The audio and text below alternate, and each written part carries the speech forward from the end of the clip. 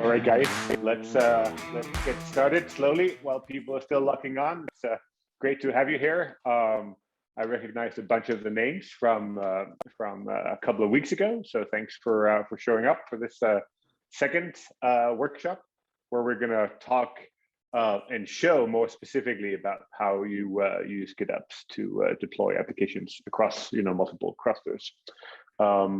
Again, this is a recorded session, so we will send out the recording to everybody after this.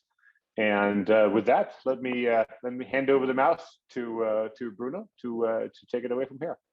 Yeah, sounds good. No, thanks everyone for joining. I know it may be kind of the middle of the morning for some folks, or afternoon, or evening for others. So we'll try to keep it concise and good information. We only have 67 slides to go through today. I'm kidding. I'll never do that. Not to you, just to Henrik. So the purpose, last few weeks, maybe 2-3 weeks ago, we did a previous webcast where we talked about GitOps in general and how we see that here from Shipa. And with all the feedback we heard, we decided to start breaking it down into smaller kind of sections, right? One is the developer experience on deploying the applications. Then we're going to be talking later in another chat specifically about policies and applying these policies and enforcing them across multiple clusters, and how to bring Flux then later into the discussion. So we're going to break it down into further sessions. So today we're going to be focusing on how you can get your developers to deploy their applications and manage their applications in an easier way, right? Because one of the feedbacks we heard was that some of the developers are struggling with that. I'm just opening up with this quote here that GitOps is an operational framework that you can use to automate infrastructure, right? And one of the things I keep saying is that people focus a lot of GitOps in the infrastructure management, right? When it comes to the deployment of applications, it's still complex and it's still very tied to the infrastructure itself. So we wanted to do build an easier way to achieve that application deployment. And just like we did on the previous session, it'd be great to understand what type of tools are you currently using for your GitOps. You should see a pop-up in your screen if you're using Argo or Flux, or Argo and Flux, because last time I think we had folks who were actually using both, or if you're just exploring options, right? It would be great to get your input on that so we know how to do next few sessions as well. Maybe I'm thinking about it now, I should also include maybe other, I don't know if someone has built some type of custom solution, or there is any other popular solution other than Argo and Flux that I'm not aware. I see the votes are coming in. Thanks for voting. What we are seeing is that most of the folks, just like the previous one, most folks are using today Argo, and it's still the biggest one, and it would be great to get your thoughts around why not Flux. What are some of the challenges that you have with Flux? It would be great if you can have or if you can share some of your thoughts here in the chat discussion. What are some of the challenges with Flux, for example? It would be great to understand why folks are going to Argo more and more these days. But before we jump into the demo or into the discussion, some of the complexities that we see is that developers, they usually complain because they feel deploying their applications using GitOps and Kubernetes in general is still very tied to Helm charts, Kubernetes objects, and then managing these post-deployment becomes challenging as well, because your application basically turns into a bunch of objects, and these objects, sometimes they're not directly related, right? Also, the monitoring and security part and the audit for the developers, they don't want to be bugged by that, if I can say. They want to be focused on deploying their applications, and they want these policies to be enforced. So in the discussion today, we're going to be showing how to deploy a couple applications across multiple clusters. And not only multiple clusters, but we're also going to be showing how you can use the same application definition to and GitOps or ArgoCD in this case to deploy applications to an EC2 machine. The resources that I'm going to be using today, I'm going to type them here as well, just in case. It's the first one is Shipa Cloud. You can go and create a free account. It works as a SaaS control plane, and if you're not familiar with it, it's pretty easy, and you're going to see some of it today. But you can also join our Slack community where you can ask questions and so on. But it's great if you can create an account there and try maybe getting familiar with what we're doing. And the second one is the GitHub link, which let me see if I can copy this thing and share here as well. Maybe this way. Sorry. As you can see, PowerPoint is not really my forte, right? All right. You can see everything that we're going to be using directly here on this Git repo. So if you want to copy, feel free to fork it or clone it and do all things you need to do or you want to do with it. But that's the source code we're going to be using today. And last but not least, slide I promise, is the understand some of the developer challenges that you are facing in your organization. Would be great to get your thoughts around that as well. So let me change here. So option one is developers, they find Helm chart complex. Option two is the lack of a portal for your developers to support their application is a challenge for you. Another thing that we hear as well sometimes is using different pipelines for different infrastructure becomes super complex. You know what I mean by that is, I'm sure you have a lot of EC2 or Google Compute Engine machines or VM sitting around, which has one way to deliver apps, and then GitOps pipelines basically is a whole different beast, right, on how to deploy the apps. Or maybe you don't have any challenges. Maybe your developers are just couldn't be happier, or they're happier than ever with GitOps. Yep, if you can, you should see the pop-up in your screen and see some of the votes coming in. If you can take a second just to kind of share your opinion and your position on that, that would be awesome. Thanks. I see some more numbers coming in.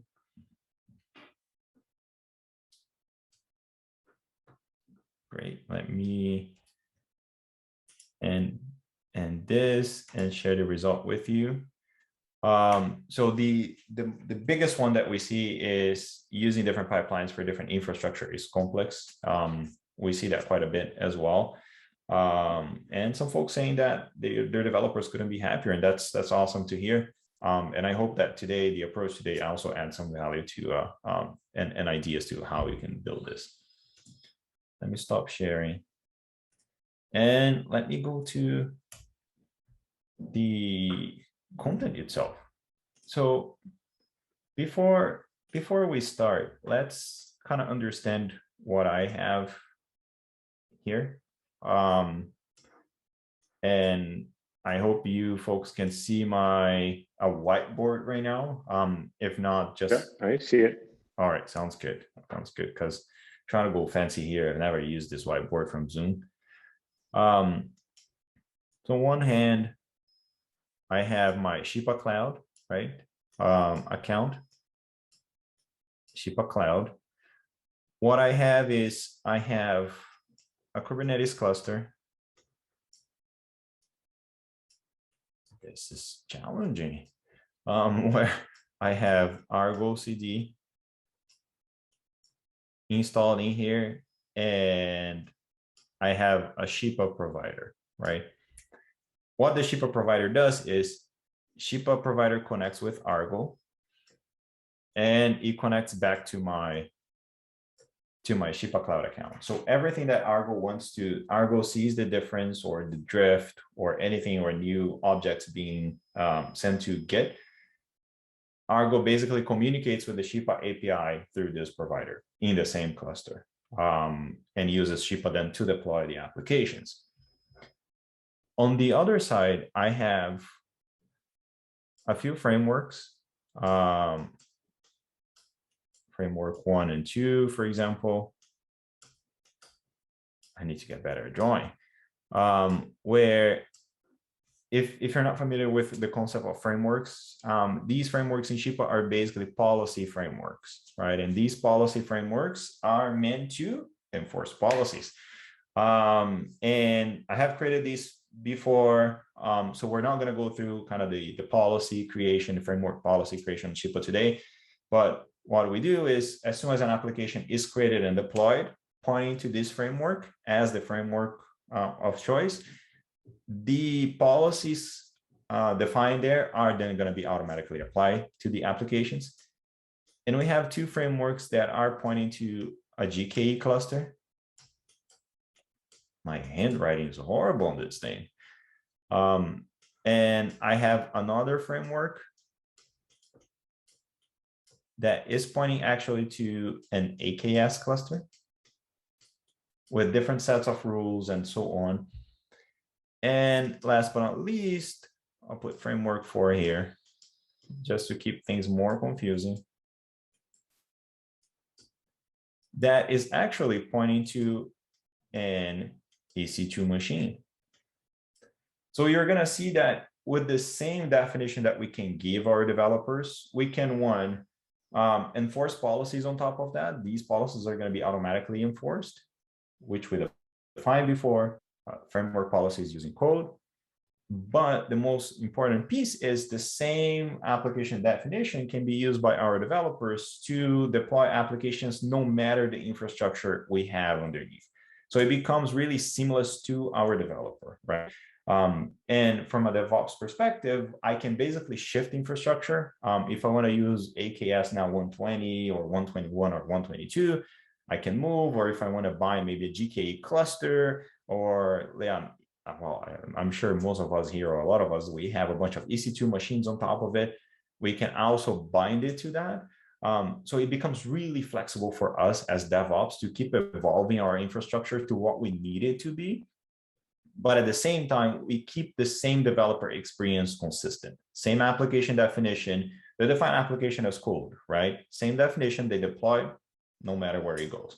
So that's the structure that we have here today. Now let me see how we stop. See, there you go. Now I probably have to share again. There you go. I assume you folks can see my screen again. Yeah, we see it. Okay, sounds good. What you see in front of you is my Shipa Cloud account. Going back to our drawing, the kind of top box on the left, it's here. I have a Kubernetes cluster, which I can open it here. I should have it open, but I have a Kubernetes cluster where I have ArgoCD and the Shipa provider installed. Basically this one here, GitOps core, it's a GKE cluster version 120 in this case. So Shipa Cloud, our GKE cluster, and together with my account, I have some framework policies that I define, right? Where I see dev production QA and dev EC2.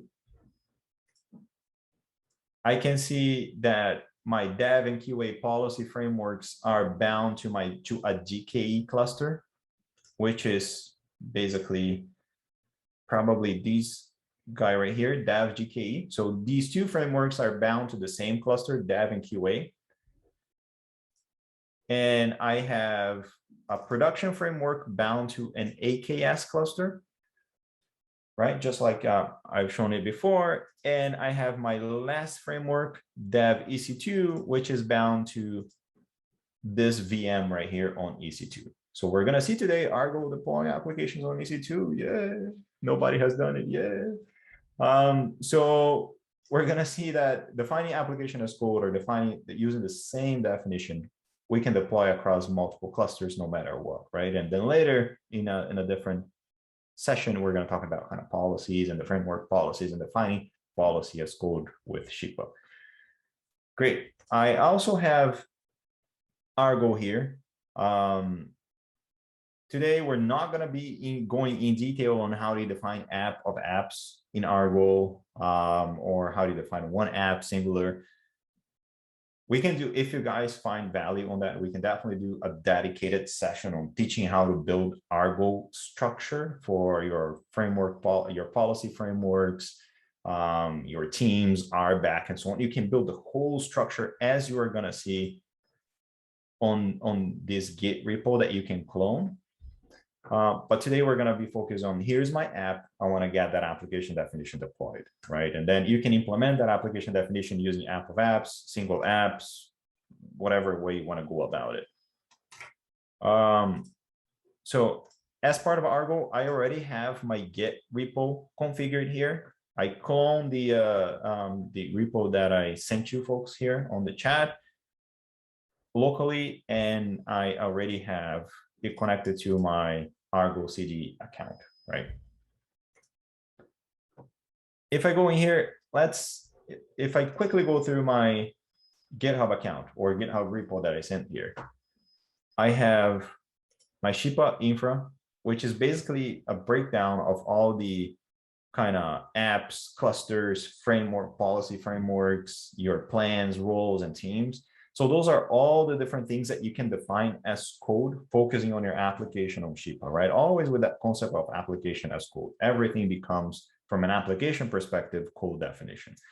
You can define the policy frameworks that we mentioned as code that we're going to be using today, but we are going to be focusing on the app.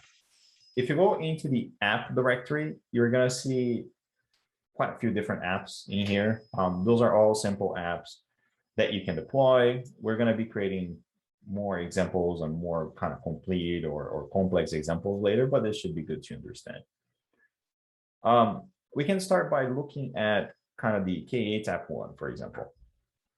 I have two files here. One is the create file. Let me just increase this part. I have broken it down into two files. Of course, you can have it into one single file, but I broken it into two so it's easier for you to kind of visualize the process that is happening between Argo and Shipa. The first definition, the application definition that we have is, we have the name of the application. This is just boilerplate, right? Kubernetes boilerplate. This one here is the name of your application. In my case, is going to be K8 app1. I missed an S right there. The second one is the team that it's going to own this application, right, or this service. In case you are using Shipa and you have multiple teams, maybe squad 1 and squad 2, or project 1, project 2, for example, then you can choose which team is going to be the owner when you're creating the app. And last but not least is the framework that you want to use. Let's say your DevOps, we as DevOps already created the frameworks that we want, and we bound teams, development team, for example, to that framework. So our developers that belong to that team can then use that framework. So that's what we have for the first application definition. And if you folks have questions about what I'm showing here, feel free to just post in the chat or the questions, and we're going to try to go through them. But please feel free to post any questions you may have. The second file I have is an application deployment file. And I'm basically doing two things here. I'm deploying the application. Again, Kubernetes boilerplate, YAML, YAML, YAML. Second one is I have the name of the application that I want to perform the deployment. And I have the image. So in this case, my CI pipeline already build the image, run the tests, and put my image on GCR, for example, or my Google Container Registry, or whatever container registry you have. And I'm pulling that image and I'm deploying that image. As easy as that, right? If you want to pass more information around the deployment, for example, you can have detailed information around deploying your applications directly from here. I'll send you this as well as reference. So your developer, for example, if beyond the image and the application name, he wants to mention it's a private registry, right? That I want a bool image. So here's the kind of the authentication. Here is the port that this application should be exposed on. And also, if I'm doing canary, I can just pass these 3 commands or these 3 flags. So your developers, they can go a bit beyond that, but it's still extremely easy and not tied to Kubernetes. So the first part is I'm deploying this. The second part is I'm actually defining an application network policy for my application. By default, when applications are deployed by your developers, if you as a DevOps, you enforced network policies in your policy framework, it will automatically pick up from there. But if you gave your developer permission using Shipa's RBAC, they can also customize the application network policy or the network policies for that specific application. And that's what I'm doing here. I'm defining allow all and allow all. So that's what I have for my K8's F1, right? And so we can try to deploy that using Argo. I'm going to use Argo interface, but again, we can do a separate one showing how to define kind of a bunch of apps using Argo definition on Git and so on. But this should give you a good kind of idea on how things are running. We'll say K8's app 1. The project's just a default project. I'll have manual sync just so you can kind of see step by step. The repo URL is the repo that I configured before. And the path is this path right here for our K8 app 1. And the cluster URL is just my local cluster. So now another thing that you're going to see as well is most people, when they have different clusters, what they do is they install Argo individually on each cluster, right? In this case, when you're connecting to Shipa, you don't need to do that because Argo will be directly communicating with the Shipa API, and you've added or those clusters or bound some Shipa policy frameworks to those clusters. Argo do not need to be installed on each individual cluster. You can install Argo in one single cluster. Argo communicates with the Shipa API and gets the application deployed. So that's easy, right? So great, I created this and I just click on create. I see it's created, but I think I did something wrong. Let me just kind of delete this. Sorry, I forgot to do something. Move this here. There you go. All right, so CD K8 app 1. All right, so if I do the only thing, oh, it's correct actually. I thought I had to adjust my team ownership and my framework name, but it's all right here.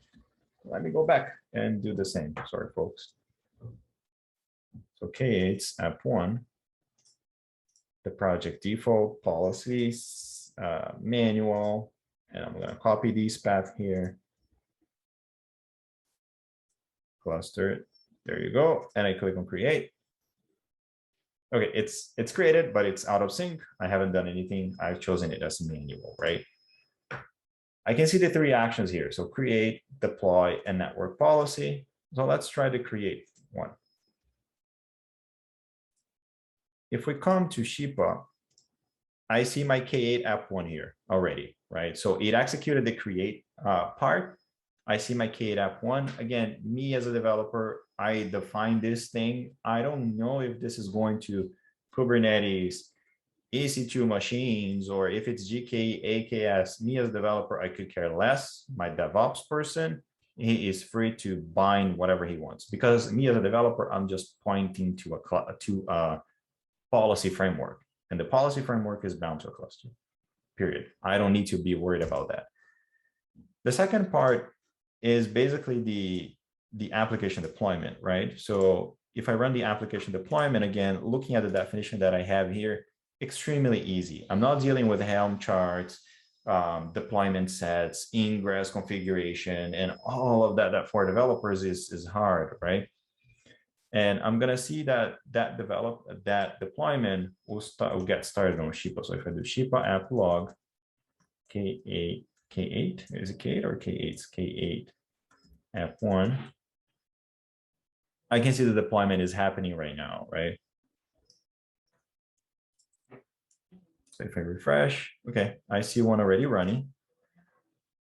And now my developer can push one very standard definition code for deploying their application. And they can actually see and operate their applications using a portal, because that's one of the things we hear quite a bit. The developers, they lack the developer portal to manage their applications. Another point is that we as DevOps, if we're scaling clusters, we have to be careful, because then every time we have to install Prometheus, we have to configure RBAC, and there's a lot. It's way beyond just installing or standing up a cluster, right? We have to get monitoring, RBAC, security, and a bunch of stuff done, right? And if we're using Shipa, then you don't need to. So you remove the need to install Argo in each cluster. You remove the need to install Prometheus, RBAC, and so on. And 3, you remove the need to deploy kind of complex legal rules and all that stuff, because this is all defined in the policy framework. So it becomes extremely easy for us as DevOps to actually start scaling and bringing in more clusters. But now that my developer deployed the application, the developer, the DevOps, or the SRE person, you can come here and say, okay, so this is the owner of the service, right? So that's another problem that you see. This is the namespace that is mapped to in the cluster. This is how much CPU and memory it should consume. Your developers, they can, as soon as there is access to the application, your developers can start seeing this here, coming through resources that are consuming. You can see security scans that were executed in your application. You can see everything that happened to your application before. Your developers, they can integrate into incident management tools directly from here. And they can understand, right, their application. So, hey, here's my application container image that I deployed. And these are all the objects that it became. And here is the status of my objects, right? So I can understand if something goes wrong. And the other thing as well is, here's my policy, right? Based on my framework, on my policy framework, my application got deny all as policy. So we can come in here and say, apply K8's policy. I don't know if it's restarting the app or not, but policy allow all, it's here. So if we come in here to our policy framework, now I can actually see allow all and allow all, right? For both ingress and egress. So now your application can be accessed. So great, now your developers, they can easily, without knowing Kubernetes, without learning Kubernetes, they can deploy, and now they can manage their applications easily. Second point is, we as DevOps, we have the freedom to move from GKE to AKS to whatever K you want to use today. Or now, if we want even to bind our EC2 machines, right? This EC2 machine is bound to a Shipa policy framework, and I want to deploy an application. The question is, what changes, right? Because Argo is Kubernetes centric. Argo cannot deploy to EC2 machines, for example. So what changes in terms of the definition? And the short answer is, let me get another one maybe. It's nothing.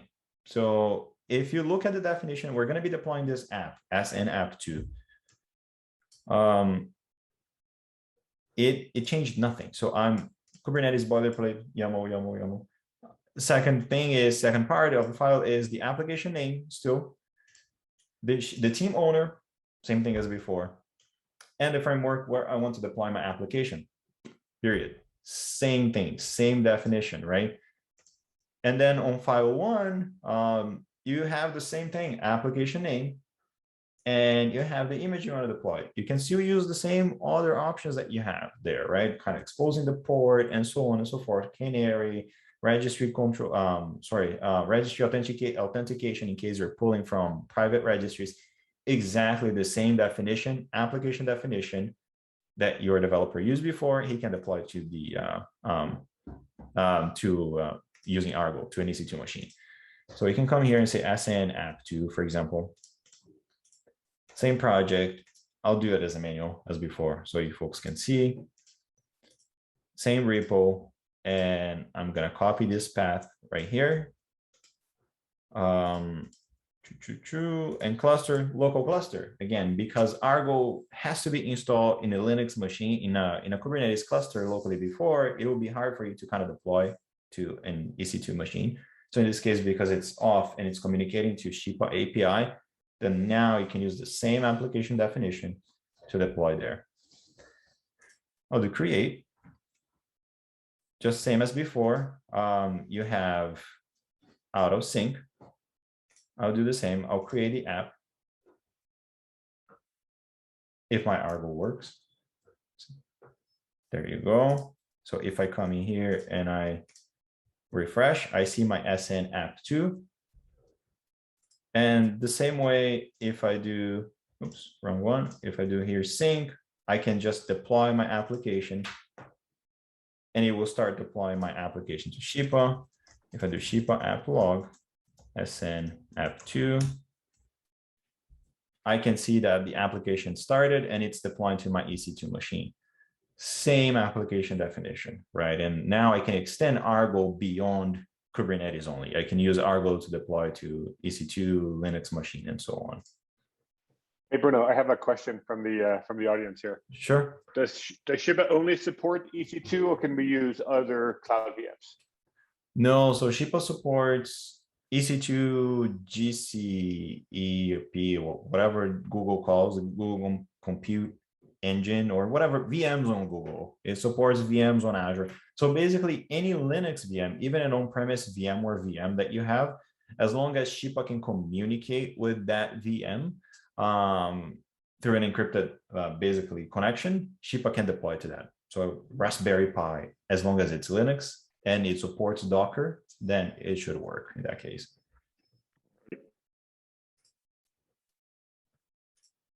And the same way, right? You can see application information, who owns the app, the environment variables that you bound to that application, if you did any.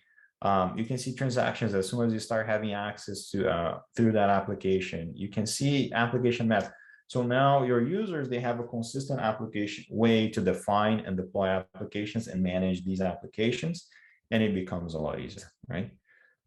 So from my side, that's what I wanted to show, how to make DevOps free, so you can evolve your infrastructure, but you can give your developers a standard way to define and deploy their applications or applications as code, right? And then they can operate their applications.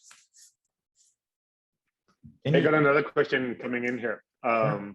So if this is a standard definition, can I use the same definition with Terraform, for instance? Yes, so you can use the same definition, for example, with Terraform. So keep in mind, for example, just remind this piece. If you come to Terraform and then application management, deploying apps, see, other than the boilerplate from a Terraform, because you cannot avoid, depending on the control plane that you're using, you have the boilerplate here definition, and then you have exactly the same definition, right, for deploying and managing your apps. So you can use this with Terraform, with Crossplane. We're publishing Pulumi shortly, and so on. So it's exactly the same application definition that you can use across many CI/CD pipelines, GitOps pipelines, and so on.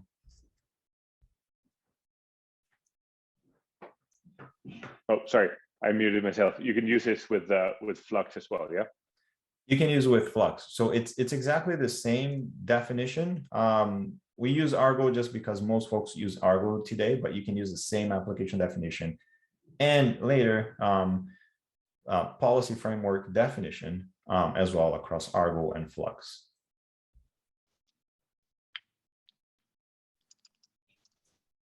There is one more question in this category. Can I use Git to store Argo's config instead of using their UI?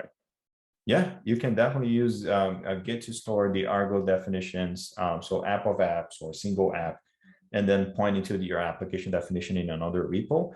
The goal today was to show kind of how that consistent and standard definition can be used for Kubernetes and EC2 and so on. But from an Argo perspective, you can use it in any format. Great. Any other questions from the audience? Feel free to post them in the Q&A box or the chat box, and we will we'll try to answer them live. And if you do it later, then by all means, we'll get them as well. Exactly. I think there's our Slack channel as well. We can definitely post the link or we'll send you folks the link later, so you can also join our Slack community and ask any questions you may have and so on, and we can definitely help you out there. I'm trying to copy the link right now. That's okay. I'll set it up to everyone. Makes sense. With the recording as well. Sounds good. So there's the Slack community invite. Cool. Yeah, but we'll send it later as well. There's no more questions. We will wrap it up here and send out the recording in the next day or so. That's perfect. Really appreciate the time that you've taken this morning. Thank you very much, everyone, for joining, and hope you can join the next one. Thanks. Bye. All right, thanks, guys.